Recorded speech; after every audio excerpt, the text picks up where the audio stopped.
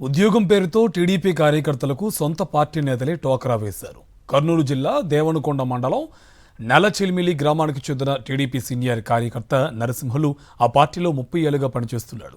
Degree పూర్తి చేసుకున్న తన కుమారుడికి ఉపాధి ఫీల్డ్ అసిస్టెంట్ జాబ్ ఇప్పిస్తామని నమ్మించిన మండల టీడీపీ కన్వీనర్ విజయ్ గౌడ్ తన నుంచి 2 లక్షల రూపాయలు తీసుకుని మోసం చేశాడంటూ బాధితుడు నరసింహులు విడుదల చేసిన వీడియో వైరల్ అయింది.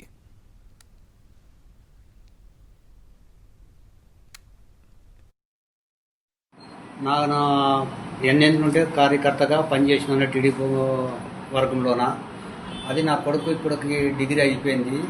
నేను పిల్లేసెంట్గా నా కొడుకు అడిగితే సరే అని చెప్పినారు, ఒప్పుకున్నాక నేను వసూలు చేసుకొని అడిగినడిని అని మండల కంపెనీ డబ్బులు ఇచ్చినాను. 2 లక్షలకి 23 తారీఖు లెటర్ ఇచ్చినారు. 23 తారీఖు నాకు లెటర్ ఇచ్చినాక మరి కొన్నాళ్ళు ఆడ ఈ పద్ధతి రేపు అవుతుంది అనుకుంటూ చెప్పుకుంటుండి నన్ను మోసగిచ్చి ఈ లెటరు మరి 31కి ఈ లెటర్ ఈడి గీతంకి జరిగినది.